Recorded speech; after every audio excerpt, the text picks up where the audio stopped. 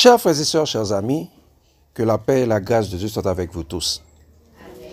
En ce matin, chers amis, bien avant de prier, nous allons méditer ensemble sur la parole de Dieu autour de ce texte de Apocalypse 14, le verset 6 et 7.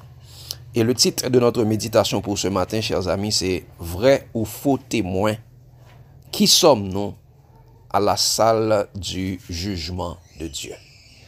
Vrai ou faux témoin, qui sommes-nous à la salle du jugement de Dieu? Nous lisons ensemble, chers amis, dans Apocalypse, chapitre 14, versets 6 et 7. Il dit: « Je vis un autre ange qui volait par le milieu du ciel, ayant un évangile éternel pour l'annoncer aux habitants de la terre, à toute nation, à toute tribu, à toute langue et à tout peuple. Il disait d'une voix forte: craignez Dieu et donnez-lui gloire, car l'heure de son jugement est venue, et adorez celui qui a fait le ciel, la terre et la mer et les sources d'eau. Amen. Nous prions, chers amis. Éternel, notre Seigneur et notre Dieu, nos âmes te louent et te bénissent et rendent gloire à ton nom. Tu nous as appelés à travers ta parole de te donner gloire, à toi seul le mérite. Et nous pouvons te donner gloire sauf si nous avons ton Saint-Esprit. Parce que c'est ton Saint-Esprit qui peut nous aider à parler de la part de toi pour que ton peuple soit éclairé à salut. Donne-nous, Seigneur Dieu, à envoyer sur nous ton Saint-Esprit, ce Saint-Esprit que tu as promis dans Jean 16, le verset 13, dans Luc 11, le verset 13 et dans Jacques 1er, le verset 5, et que ton Saint-Esprit puisse nous enseigner toutes choses et que nous puissions apprendre, comprendre, appliquer, partager ta parole pour l'édification de notre âme au nom de Jésus. Amen. Chers amis, vrai ou faux témoin, qui sommes-nous à la salle du jugement de Dieu? Chers frères et sœurs, chers amis, nous devons savoir que Dieu est au banc des accusés. Dieu est au banc des accusés. C'est pourquoi il est dit dans Apocalypse 14, le verset 7, il disait d'une voix forte: craignez Dieu et donnez-lui gloire, car l'heure de son jugement est venue, et adorez celui qui a fait le ciel, la terre, la mer et les sources d'eau. Dieu est au banc des accusés. Il dit l'heure de son jugement. C'est le jugement de Dieu. Dieu est en train d'être jugé. On est en train de donner une sentence à Dieu. Est-ce que Dieu est innocent? Est-ce que Dieu est coupable? Donc Dieu est au banc des accusés. Et chers amis, Dieu est au banc des accusés au tribunal. Et son jugement est arrivé. Il y a plusieurs chefs d'accusation contre Dieu, tels que Dieu est accusé de menteur dans le jardin d'Éden par Satan, suivant Genèse 3, versets 1 à 7. Nous rappelons que le serpent était venu à Ève, dit: Dieu a-t-il réellement dit que vous ne mangerez pas de tous les arbres du jardin?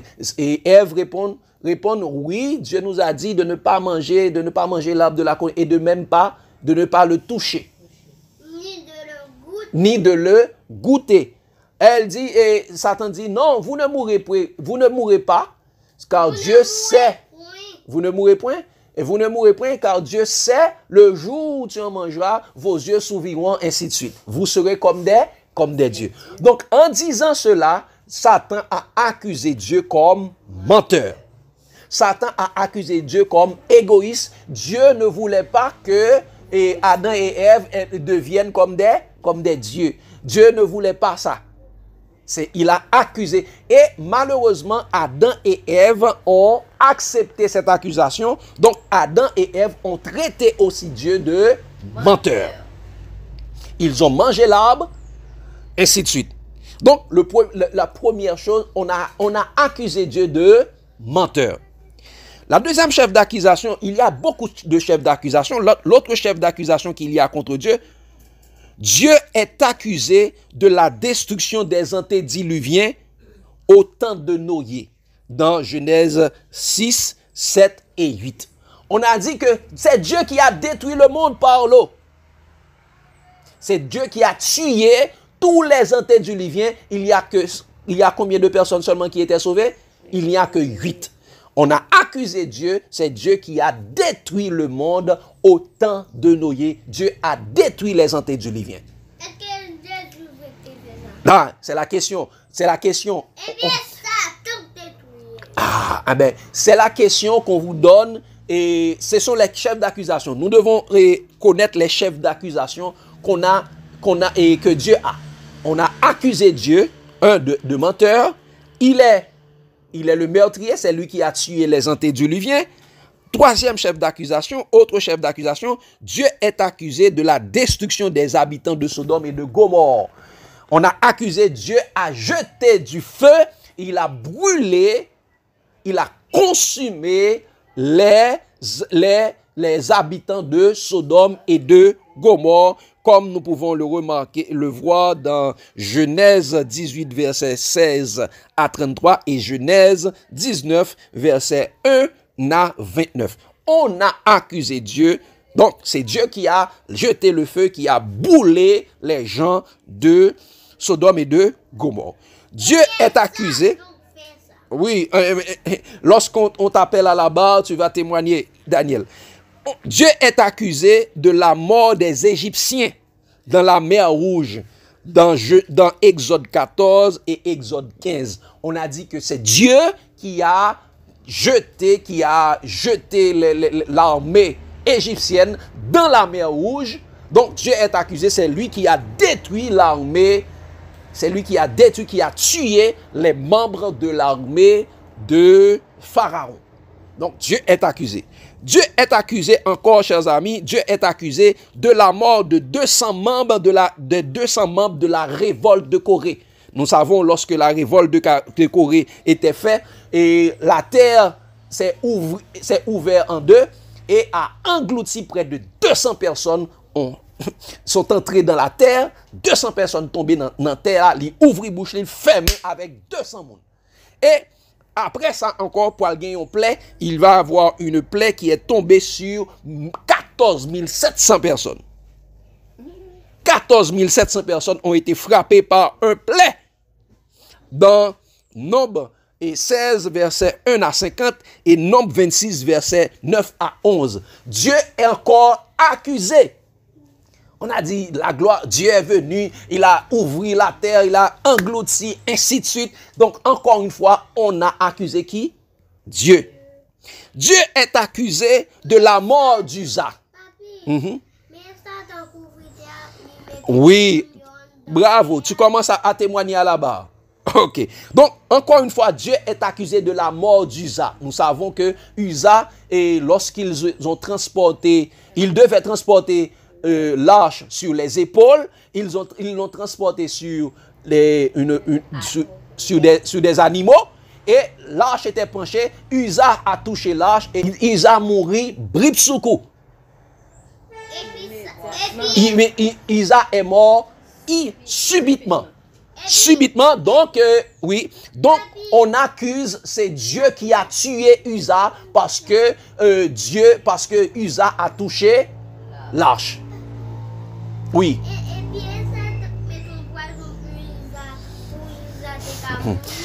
Merci Danilo. Et on avance avec les accusations. L'autre accusation qu'on a donnée à Dieu, Dieu est accusé, chers amis. Et on a donné beaucoup d'autres accusations contre Dieu. Hein? Il y a beaucoup d'autres accusations. Peut-être vous savez d'autres, mais on a donné ces chefs d'accusation parce que ce sont des chefs d'accusation qui sont très criants. Mais chers amis, ces accusations, la question qu'on va nous poser en tant que chrétiens, il nous dit, ces accusations sont-elles fondées ou infondées? Parce que le titre de notre méditation, vrai ou faux témoin? Qui sommes-nous à la salle du jugement de Dieu? Vrai ou faux témoin? Qui sommes-nous à la salle du jugement de Dieu? Donc, chers amis, ces accusations sont-elles fondées ou infondées? Est-ce que c'est Dieu qui a tué ou non? Quel serait votre témoignage au tribunal où Dieu est en procès? Donc, quel serait votre témoignage au tribunal où Dieu est en procès? On continue avec la réflexion. Connaissant que tuer est un péché, car c'est la transgression de la loi. Dieu a dit, tu ne tueras point. Donc, tuer, c'est une violation de la loi. Et Dieu ne fait exception de personne. Et si Dieu a tué également, Dieu est aussi un violateur de la loi. Ok, il est un pécheur également. Donc, connaissant que tuer est un péché, c'est la transgression de la loi, on vous appelle à la barre pour témoigner. On vous appelle à la barre, c'est-à-dire on vous appelle devant les tribunaux pour témoigner. Parce que devant les tribunaux pour témoigner, Jésus étant le juste juge. Jésus étant quoi? Le juste juge. Regardez ce qu'il a dit dans Jean 5, le verset 22. Il a dit, le Père ne juge personne, mais il a remis tout jugement au Fils. Le Père ne juge personne, mais il a remis tout jugement au Fils. Pourquoi le Père ne juge personne? Parce que c'est lui qui est l'accusé. Il ne peut pas être accusé en étant juge également. Donc, comme c'est Dieu qui a été accusé, Dieu a remis le jugement entre les mains de Jésus. C'est Jésus qui est le juste juge. Regardez ce qu'il a dit dans Apocalypse 19, versets 11 et 13. Apocalypse 19, versets 11 et 13, il a dit, « Puis je vis le ciel ouvert, et voici parut un cheval blanc. Celui qui le montait s'appelait fidèle et véritable. Et il juge et combat avec justice. » Il juge et combat avec justice. Qui est cette personne? C'est Jésus. Et regardez au verset 13, disons ça. Et il était revêtu d'un vêtement teint de sang. Son nom est la parole de Dieu. Donc, c'est qui? C'est Jésus. Jésus, au commencement, était la parole était avec Dieu et la parole était Dieu. Donc, c'est Jésus qui est le juste juge. Et étant juste juge, Jésus nous appelle à la barre pour être des témoins de Dieu. Des témoins pour Dieu. Pourquoi Jésus nous appelle? Jésus nous appelle à être des témoins pour Dieu. Regardez ce qu'il a dit dans Acte 8, Acte 1er, le verset 8. Acte 1er, le verset 8, il nous dit, « Mais vous recevez une puissance, le Saint-Esprit survenant sur vous, et vous serez mes témoins à Jérusalem, dans la Judée, dans la Samarie et jusqu'aux extrémités de la terre. » Jésus nous appelle à être des témoins pour lui, des témoins pour Dieu. Des témoins pour Dieu. Regardez encore, chers amis, dans Acte 22, dans Acte 22, verset 14-15, Dieu avait choisi Paul pour être un témoin.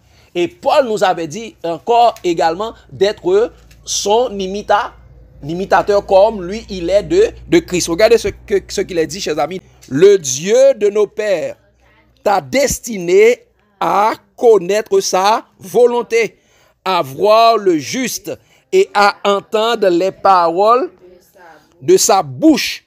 Car tu lui serviras de témoin auprès de tous les hommes des choses que tu as vues et entendues. Dieu nous a choisis, Jésus nous a choisis comme témoins. Dieu veut avoir des témoins pour témoigner pour lui dans le tribunal où il est accusé. Et chers amis, vous devez savoir que votre témoignage doit être entendu de tous les hommes.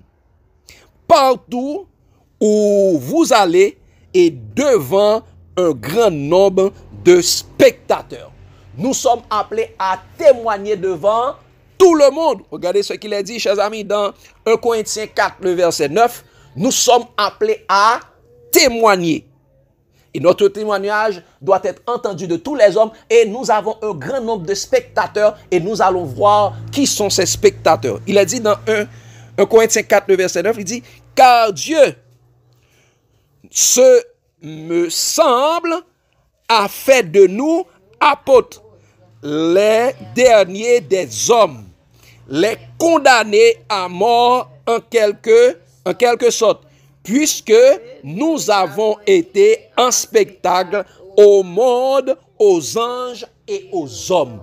Nous sommes un spectacle quoi? Au monde, aux anges et aux hommes. Donc nous sommes un spectacle devant tout le monde. Tout le monde regarde quel est le témoignage que nous donnons sur Dieu. Quel sera notre témoignage? Est-ce que Dieu est coupable? Est-ce que Dieu est innocent? Donc, est-ce que Dieu est non coupable? Donc, chers amis, et le plus important que nous devons savoir, c'est que le témoignage que nous devons donner, c'est la prédication de l'évangile. C'est la prédication de l'évangile. Et ce témoignage est obligatoire. Nous ne pouvons pas rester sans témoigner. Notre témoignage est quoi? Est obligatoire. Regardez ce qu'il a dit dans 1 Corinthiens 9, verset 16-17.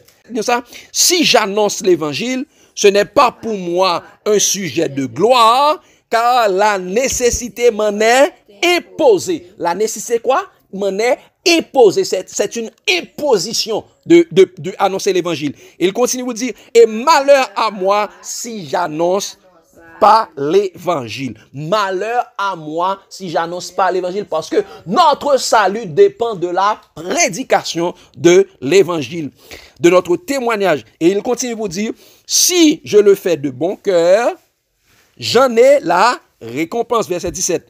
Si je le fais de bon cœur, j'en ai la récompense. Mais si je le fais malgré moi, c'est une charge qui m'est confiée.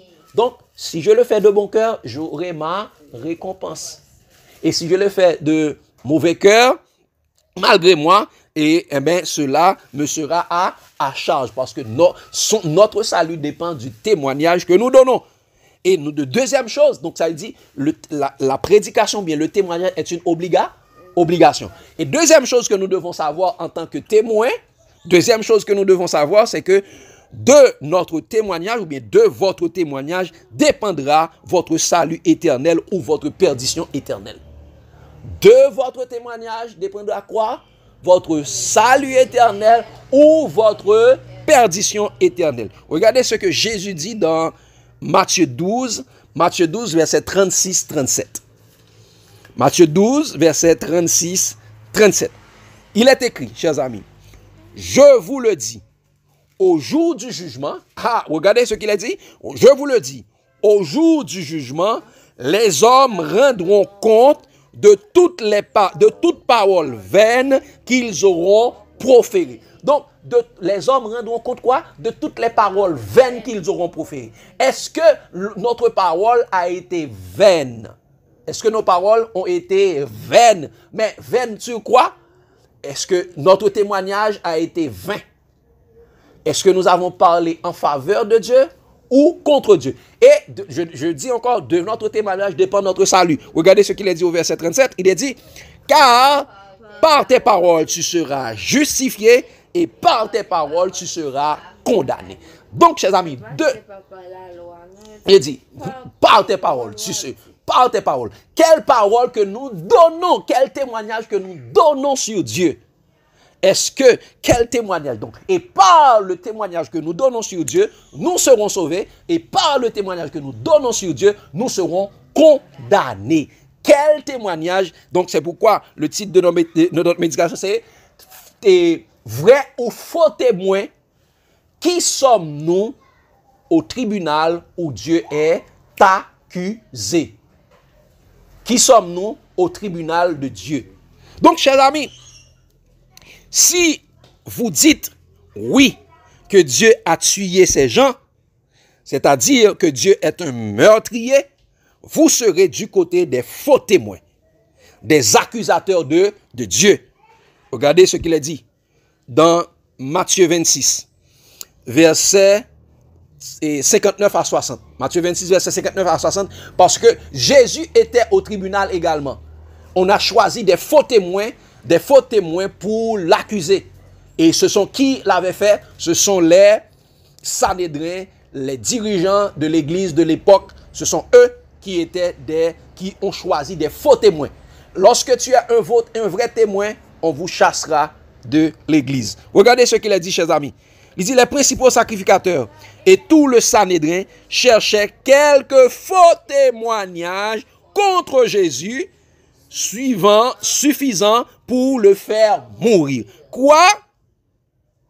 Animés de Satan, les principaux sacrificateurs et le Sanhédrin c'est les dirigeants de l'époque, la conférence générale et comment on dit ça, le Vatican et la mission, les divisions, et c'est ça le Sanhédrin. Le Sanhédrin cherchait des faux témoins, de faux témoignages contre Jésus, des témoignages suffisants pour pouvoir le faire mourir.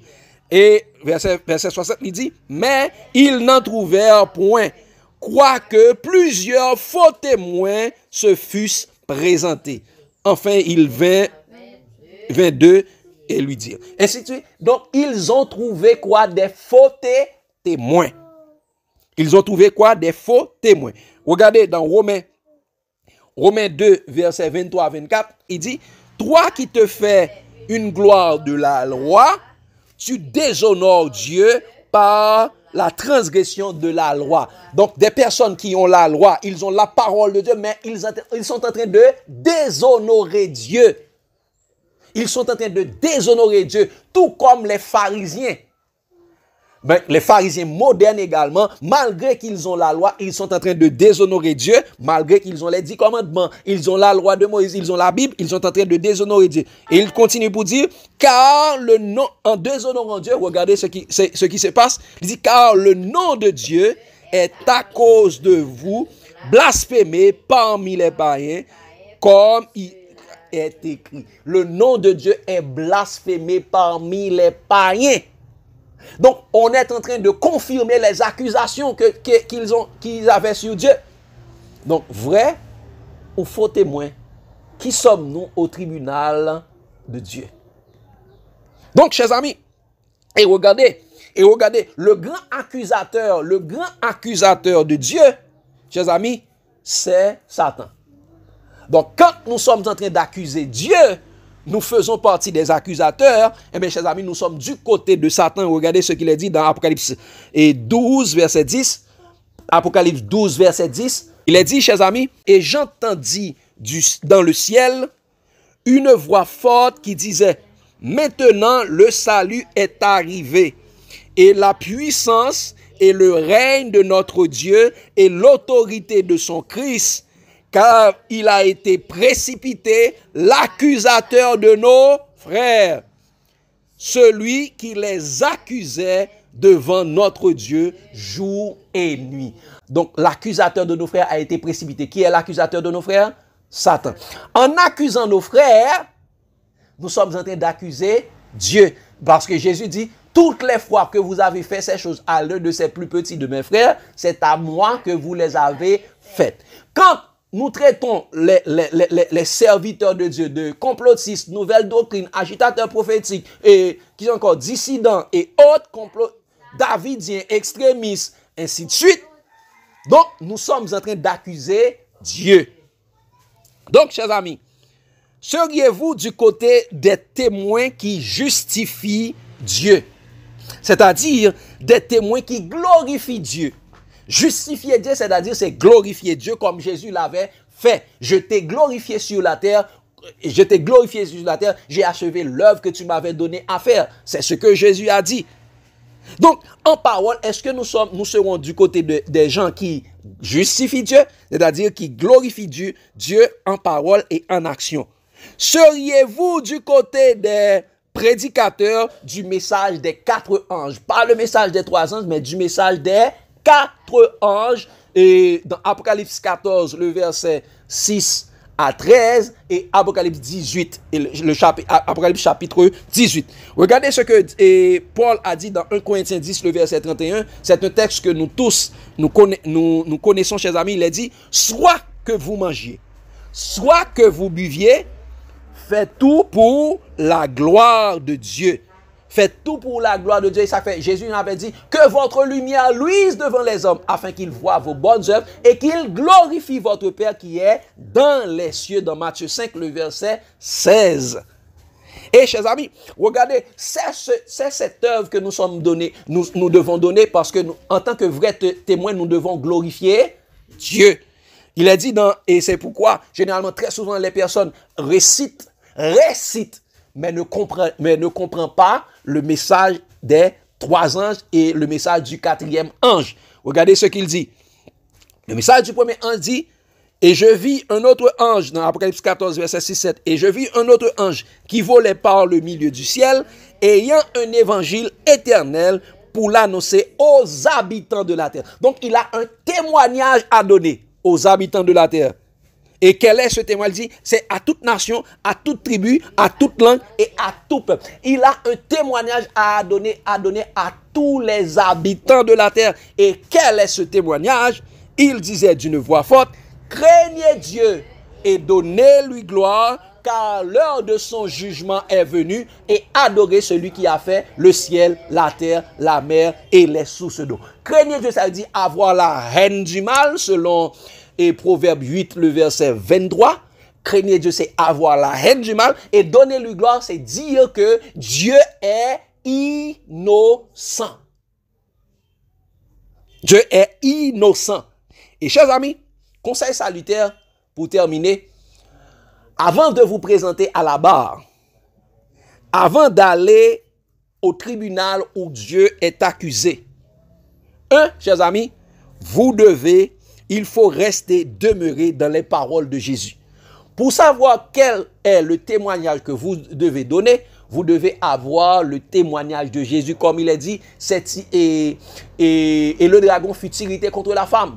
Et il s'en alla faire la guerre au reste de sa postérité, à ceux qui gardent les commandements de Dieu et qui ont le témoignage de Jésus. C'est le témoignage de Jésus qui va justifier Dieu.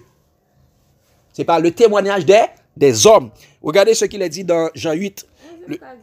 Oui. Parce que même comme par exemple qui connaît tout la Bible, les messages 3 ans, ça leur dit quand l'heure de son jugement est venue. On ne peut pas c'est un jugement comme si pour lui-même il va juger. L'homme basé pour le juger la terre. Va juger, oui. Non, c'est son jugement. C'est ça, c'est auto-jugement. Le jugement de Dieu. Ou pour le témoigner, ça fait Jésus dans ça, vous serez mes témoins. Jésus est le juste juge, bon Dieu Jésus est là comme témoin. Pour bailler témoignage, est-ce que Dieu est coupable? Est-ce que Dieu est non coupable? C'est malheureusement c'est ça. C'est malheureusement c'est ça toujours à dire nous. Oui, jugement pour Dieu il va juger la terre, il va juger avec équité. Avec équité. Malheureusement c'est ça. C'est ça il dit nous. C'est ça il dit nous. Oui, il y a un jugement généralement par rapport à jugement, par rapport avec témoignage que nous baillons, nous tout juger tout. Si nous baillons un bon témoignage, nous serons point jugés. Nous serons justifiés. Mais si nous baillons un faux témoignage, nous serons condamnés parce qu'il dit par tes paroles, tu seras justifié. Par tes paroles, tu seras condamné. Donc, c'est le jugement de Dieu. Il y a le jugement de Dieu. Il y aura également le jugement des méchants. Les méchants, ce sont ceux qui ont donné un mauvais témoignage. Donc là, le jugement, là, on est en train de donner des sentences à Dieu. Innocent ou coupable. Donc, quel est notre témoignage que nous aurons donné? L'heure de son jugement.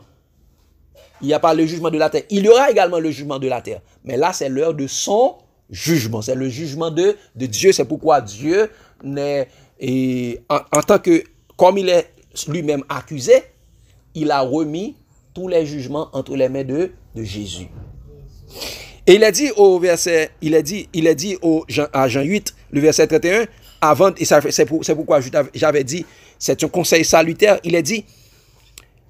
Et il dit aux Juifs, Jésus qui parlait, il dit aux Juifs qui avaient cru en lui, si vous demeurez dans mes paroles, vous êtes vraiment mes disciples. C'est comme si vous êtes vraiment mes témoins. Vous connaîtrez la vérité et la vérité vous affranchira. Donc, quand nous restons demeurés dans les paroles de Jésus, c'est ainsi que nous serons prêts pour donner un témoignage favorable sur Dieu. Et deuxième chose que nous devons savoir, chers amis, avant d'aller témoigner, nous devons demander le Saint-Esprit pour rester et persévérer dans la vérité. Jésus dit, si nous restons demeurés dans sa parole, nous allons connaître la vérité et la vérité nous affranchira. Donc, pour pouvoir rester dans cette vérité, pour pouvoir être conduit dans toute la vérité, nous devons demander le Saint-Esprit. Regardez ce qu'il a dit dans Acte 1er, verset 4, 5 et verset 8. Acte 1er, verset 4, 5 et verset 8. Il a dit, chers amis, comme il se trouvait avec eux, parlant de Jésus, comme il se trouvait avec eux, il leur recommanda de ne pas s'éloigner de Jérusalem, mais d'attendre ce que le Père avait promis. Ce que je vous ai annoncé, leur dit-il, car Jean a baptisé d'eau, mais vous, dans peu de jours, vous serez baptisés du Saint-Esprit. Verset 8, il dit, mais vous recevez une puissance, le Saint-Esprit survenant sur vous, et vous serez mes témoins à Jérusalem, dans la Judée, dans la Samarie, et jusqu'aux extrémités de la terre. Dieu nous a dit, avant d'aller témoigner, nous devons avoir quoi? Le Saint-Esprit. Pas les écrits des hommes, pas les écrits de Ellen G. White, pas les écrits de Mark Finlay, pas les écrits des catholiques, pas les écrits des témoins Jéhovah, mais vous recevez une puissance, le Saint-Esprit. Pas les soi-disant écrits de l'esprit de prophétie, parce que l'esprit de prophétie, c'est une personne et c'est le Saint-Esprit. L'esprit de prophétie, c'est une personne et c'est le Saint-Esprit. Donc, chers amis, avant d'aller témoigner, nous devons faire quoi? Rester demeurés dans les paroles de Jésus. 2, nous devons demander pour avoir le Saint-Esprit pour pouvoir témoigner favorablement pour Dieu. Et c'est pourquoi, chers amis, Pierre nous a dit dans 1 Pierre 3, le verset 15, il a dit, mais sanctifiez dans vos cœurs Christ le Seigneur.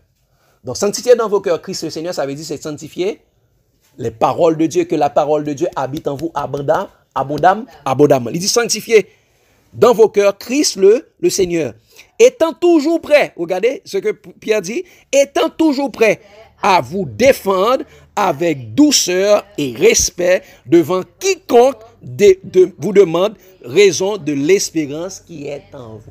Quand vous serez appelé à la barre, d'abord vous devez avoir les paroles de Christ habiter en vous abondamment. Quand on vous appelle à la barre pour témoigner, vous devez répondre avec douceur et respect devant quiconque vous demande l'espérance qui est en vous. Donc, chers amis, vrai ou faux témoin, qui sommes-nous à la salle du jugement de Dieu? Vrai ou faux témoin, qui sommes-nous à la salle du jugement de Dieu?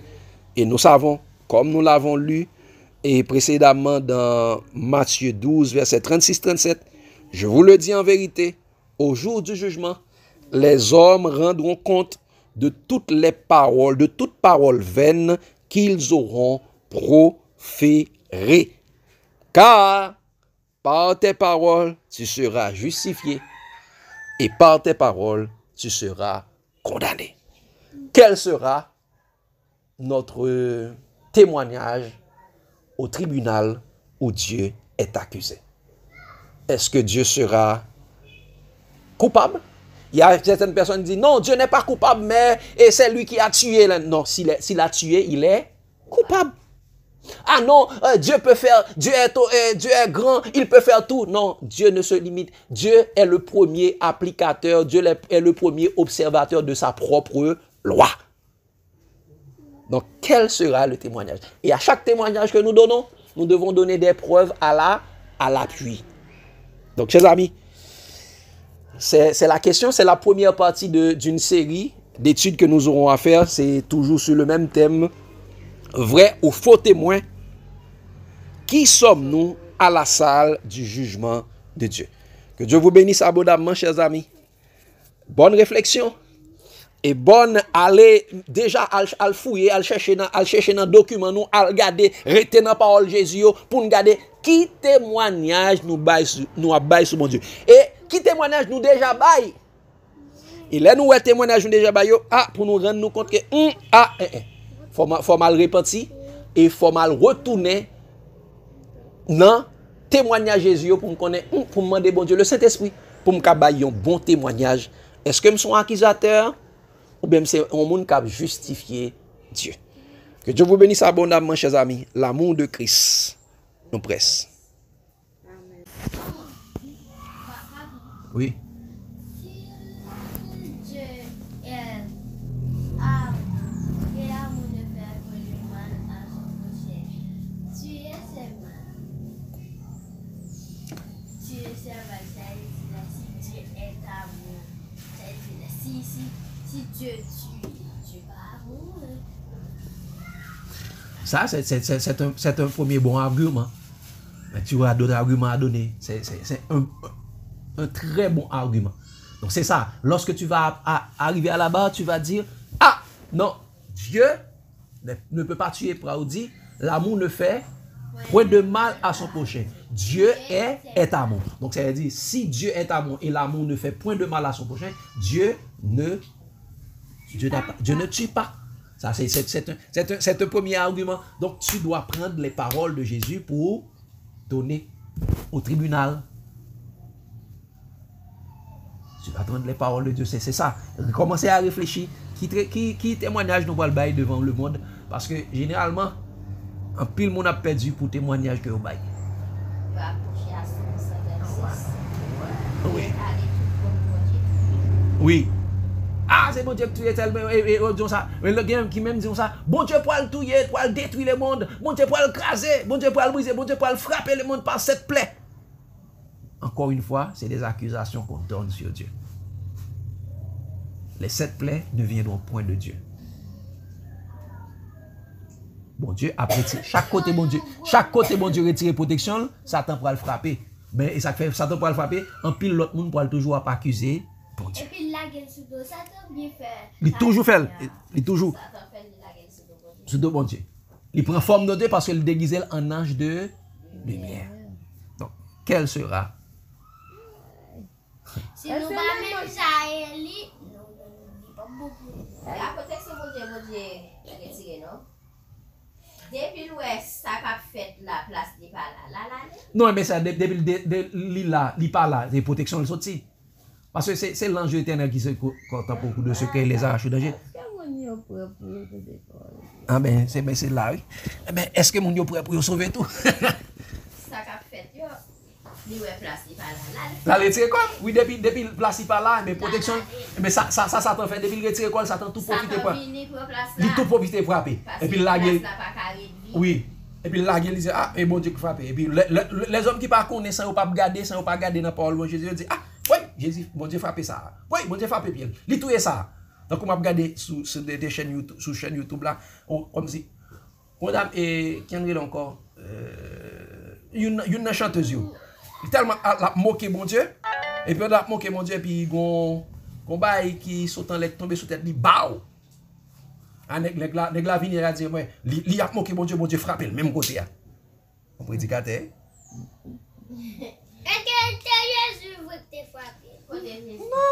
Et ça, De moi moquer mon Dieu retire l'école, mais ça t'a profité frapper même pour la guerre qui sont sur bon Dieu. Pas de talent, pas de ça. Style de monde ça, il a toujours vendu yo à Jap. Et puis Jésus a dit, bon Dieu dit tout, pas même, on dit tout sorti pour là, et puis ça te fait ça.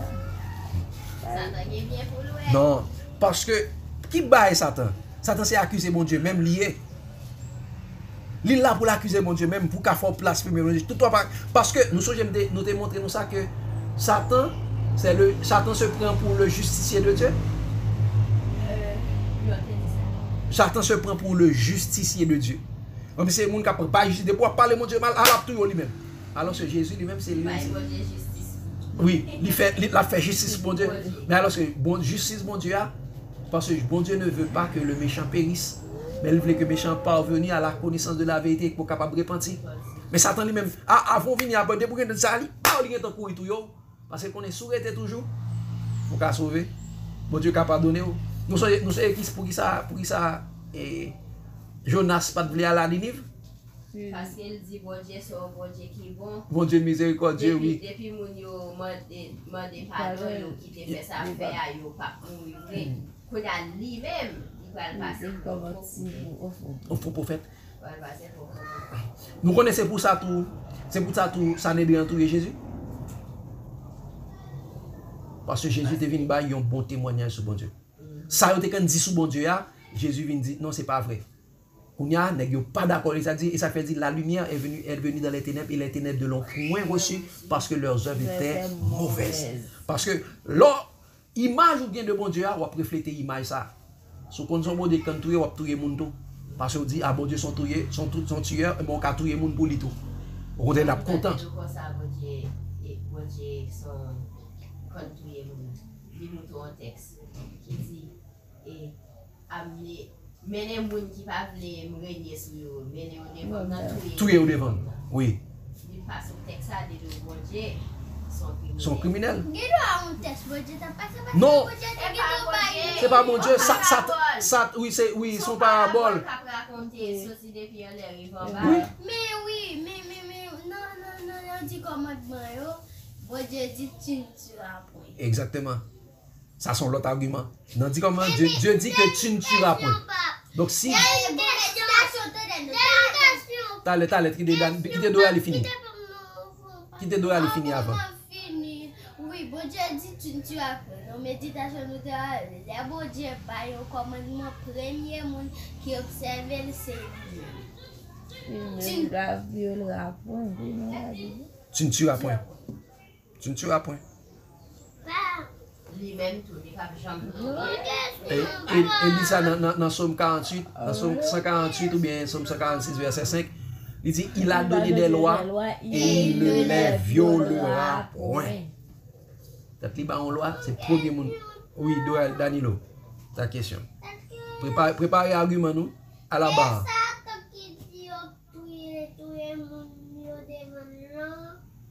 Ou dans un sens c'est ton parabole. Oui. Mais c'est pas pour dire ça tout, parce que Dieu a bail, parce que l'autre tellement fait tout ça bien, ben, tu seras frappé de la colère de Dieu. Tandis que tu vas frapper la colère de Dieu, dans le couple de sa colère, ça dit, tu seras frappé sans miséricorde. Bon Dieu a pris, il va mourir, il va faire un pot, parce que pour te voler, c'est volonté pas où. Pour te faire. Et ça veut dire, si quelqu'un adore la bête et son image, il reçoit une marque sur sa main, il boira lui aussi du vin de la fureur de Dieu. Verset 100 000 ans de la coupe de sa colère. Il dit, tu seras frappé sans miséricorde. Bon Dieu là, mourir. Même je ça t'est arrivé peuple Israël là. Bon Dieu invoqué, bon Dieu t'est retiré col. Et puis, il pas voulu. Il retiré col. Il sorti col et puis, malheureusement, Romain est venu, il crasé, il brisé, il coupé tête, il raché, il boulé. Bon, c'était sans miséricorde. Et c'est même pas ça qui peut arriver à la fin des temps. Nous prions. Merci un peu pour le débat, pour échanger. Ce débat, c'est important. Chers frères et sœurs, chers amis, nous avons prié ensemble. Éternel, notre Seigneur et notre Dieu. Comment ne pas exalter et salmodier ton saint grand nom? Tu ne fais rien sans avoir révélé tes secrets à tes serviteurs, les prophètes. Tu nous as révélé ta parole que en ce moment même, ton jugement a commencé. Et dans ce jugement, Seigneur Dieu, nous sommes là pour te justifier. Tu nous as appelés comme témoins, car tu dis à ta parole, 2300 soirs et matin, puis le sanctuaire sera purifié. Le sanctuaire sera justifié. Seigneur, nous sommes appelés à témoigner, comme Jésus nous avait dit, dans le Père, mais vous recevez une puissance, le Saint-Esprit survenant sur vous, et vous serez mes témoins à Jérusalem, dans la Judée, dans la Samarie et jusqu'aux extrémités de la terre. Tant de Père, nous sommes que des pauvres pécheurs. Nous n'avons pas la parole facile. Nous ne pouvons pas témoigner pour toi de notre propre force. Étant donné, tant de Père, le témoignage est une obligation. Étant donné, Seigneur Dieu, nous avons expérimenté ta bonté, ta grâce, ton amour. Seigneur Dieu, nous voulons témoigner pour toi. Nous voulons prendre notre force à deux mains, à deux bras, pour pouvoir témoigner pour toi. Seigneur, nous voulons, aide-nous à rester dans les paroles de Jésus. Et ainsi, nous pouvons connaître la vérité sur toi. Et ainsi, tant de Père, nous pouvons témoigner pour toi. Et Seigneur Dieu, sans Jésus, nous ne pouvons rien faire. Et également sans ton Saint-Esprit, nous ne pouvons rien faire. C'est pour ça, Seigneur Dieu, nous demandons, accorde-nous ton Saint-Esprit. Et que ton Saint-Esprit puisse nous imprégner. Et que nous soyons des témoins pour toi partout où nous passons. Seigneur, aidez-nous, sondez-nous et connaissez-nous. Éprouvez-nous et connaissez-nous. Gardez pour voir si nous sommes mauvaises voies, si nous débaillons des mauvais témoignages sur déjà. Nous demandons pardonnez-nous. Lavez-nous pour tout mauvais témoignage que nous débaillons sur même en parole et en action. Est-ce que nous sommes des faux témoins qui t'accusent? Est-ce que nous serons des vrais témoins qui ont pour justifier ou qui ont glorifié ton Saint et grand nom en parole et en action? Seigneur, nous connaissons que de notre témoignage dépendra notre salut éternel. Et ainsi, de notre témoignage dépendra également notre persécution. Car tu dis à travers ta parole, et le dragon fut irrité contre la femme, et il s'en alla faire la guerre au reste de sa postérité, à ceux qui gardent tes commandements et qui ont le témoignage de Jésus. Le témoignage que nous devons donner au monde, c'est le témoignage de Jésus que nous devons donner à la barre du tribunal où Dieu est accusé. Père, que ce témoignage puisse rester demeuré en nous, malgré les persécutions, malgré les tribulations, à rester ferme, parce que Jésus nous a dit, vous aurez des tribulations dans le monde, mais prenez courage, car j'ai vaincu le monde. Et tu nous as toujours dit dans ta parole, tous ceux qui veulent vivre pieusement en Jésus seront persécutés. Nous savons que nous serons persécutés, mais aide-nous à avoir la joie d'avoir ces persécutions, car tu dis en ta parole, heureux ceux qui sont persécutés pour la justice, car le royaume des cieux est à eux. Merci pour ton grand amour, merci pour ta grande bonté. Bénis-nous, Seigneur Dieu, permettre que nous soyons capables de vrais témoins et permettre que nous soyons capables de réfléchir et à chercher arguments à travers le témoignage de Jésus, les paroles de Jésus, pour nous capables de faire un témoignage favorable qui te justifie, qui te glorifie, comme Jésus a fait, parce que Jésus dit nous, comme le Père lui a envoyé, tu nous as aussi envoyé dans le monde. Seigneur Dieu, malgré persécution que nous avons trouvée dans le monde, malgré aidez-nous à pas troubler, à pas peur, pour nous prendre camp, pour nous mettre nous du côté des accusateurs, qui dit nous, qui côté bon Dieu, pour qui ça c'est nous-mêmes, pour qui ça c'est moi-même qui a souffert dans le moment ça, pour qui ça c'est moi qui en Haïti, pour qui ça c'est moi-même qui a subi toute bagaille ça yo, pour nous connaître que c'est à cause des témoignages que nous avons là qui fait que nous avons pour nous souffrir comme ça. Mais de jour en jour, témoignage et souffrance sur venir plus, nous devons encore une fois un bon témoignage pour dire que c'est Satan même qui a fait toute bagaille ça. Aidez-nous à réfléchir, à gagner un argument, à sanctifier et que parole de Christ soit capable d'habiter dans nous abondamment et que nous sommes capables de un témoignage qui est favorable pour toi. Gloire, honneur, béni chaque grand membre qui se groupe ça, guéri, délivré, entourez-nous par la puissance de ta grâce. Fais pour nous de notre espérance. Nous t'en prions ainsi au nom de Jésus ton Fils, le qui vit et qui règne au siècle des siècles. Amen.